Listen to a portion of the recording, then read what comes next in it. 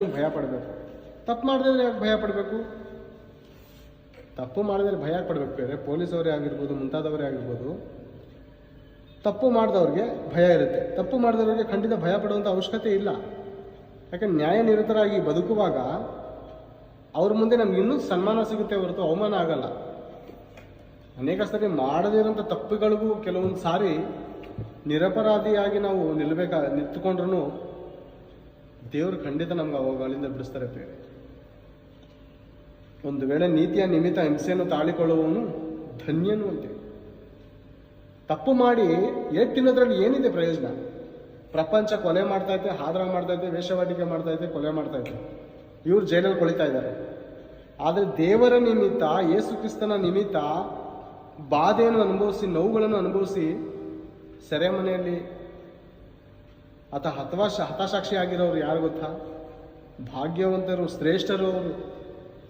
ಅವ್ರಿಗೆ ಸಿಗುವಂಥ ಜಯಮಾಲೆ ಅಂತಿಂಥದ್ದಲ್ಲ. ಅವ್ರು ಸಿಗುವಂಥ ಕಿರೀಟ ಉತ್ತಮವಾದಂಥ ಕಿರೀಟ.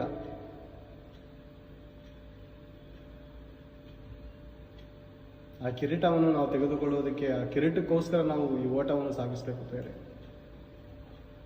ಆ ಕಿರೀಟವನ್ನು ನಾವು ಪಡ್ಕೋಬೇಕು. ಈ ಲೋಕದಲ್ಲಿ ಸಂಕಟ ಉಂಟು, ಖಂಡಿತ ಅವಮಾನ ಉಂಟು, ನಿಜ.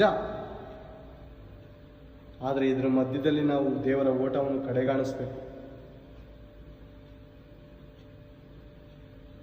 ನಾವು ದೇವರ ಬಳಿಯಲ್ಲಿ ಪ್ರಾರ್ಥನೆ ಮಾಡೋದಕ್ಕಾದ್ರೂ ಸರಿ, ವಾಕ್ಯ ಓದೋದಕ್ಕಾದ್ರೂ ಸರಿ, ಅನೇಕ ಸರಿ ಆತಂಕ ಬರ್ಬೋದು, ಅನೇಕ ಸರಿ ಭಯ ಆಗುತ್ತೆ. ದೇವರಿಗೆ ತಂದೆ ಅಂತ ಕೂಗೋದಕ್ಕೂ ಪ್ರಾರ್ಥನೆ ಮೂಲಕ ಭಯ ಆಗುತ್ತೆ. ಯಾಕೆ ಗೊತ್ತಾ? ತಪ್ಪಲ್ಲಿ ಬಿದ್ದಿರ್ತೀವಿ, ನಾವು ಪಾಪದಲ್ಲಿ ಬಿದ್ದಿರ್ತೀವಿ. ಪ್ರತಿದಿನ ದೇವರ ಪಾದವನ್ನು ಹಿಡ್ಕೊಂಡು ಪರಿಶುದ್ಧವಾಗಿ ಜೀವಿಸುವಂತ ಸ್ತ್ರೀ ಆಗಿರೋದು, ಪುರುಷರಾಗಿರ್ಬೋದು, ತಂದೆಗೆ ತಂದೆ ಅಂತ ಹೇಳೋದಕ್ಕೆ ನಾಚಿಕೆ ಪಡಲ್ಲ.